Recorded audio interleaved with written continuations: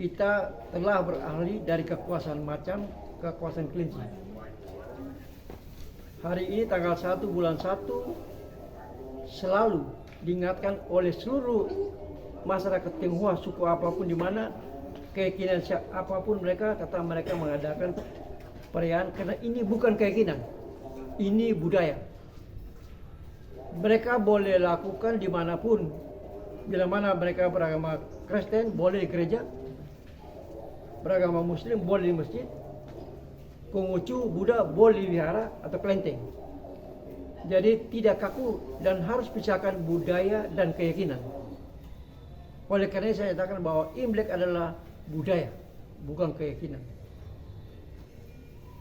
Kemudian kalau kita bicara soal mengapa orang Tionghoa selalu mengadakan menyambut pergantian tahun, karena sebagai manusia menyadari bahwa ungkapan syukur harus kita lakukan.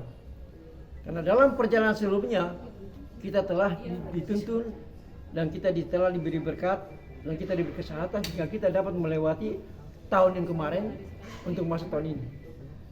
Dengan satu harapan bahwa tahun ini semoga kita dapat terhindar daripada bencana, masalah dan semua musibah yang ada, baik secara individu, keluarga maupun secara masyarakat.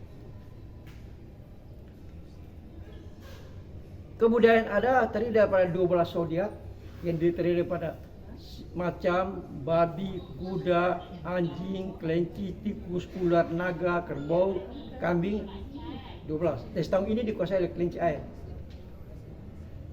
Cerita dengan karakter kelinci air, kita harus tahu bahwa penguasa kelinci kali ini binatang yang paling lemah. Karena dia sangat lemah lembut dan tidak punya power. Suka dan tidak suka dia menjadi bagian daripada masa-masa yang lebih besar karena kepentingan. Oleh karena itu harapan saya, moga-moga dengan doa seluruh masyarakat di Indonesia maupun di dunia, supaya kita bisa terhindar daripada bencana, karena kelemahan dia adalah yang paling lemah, hingga mudah-mudahan bencana, longsor, gempa bumi, banjir dan lain-lain itu bisa terhindar. Tapi tidak lepas dari kenyataan itu, pasti intensitas bencana itu lebih tinggi daripada tahun sebelumnya. Harapan saya sebagai manusia yang notabene kita punya pandangan. Terima kasih sudah nonton. Jangan lupa like, subscribe, dan share ya.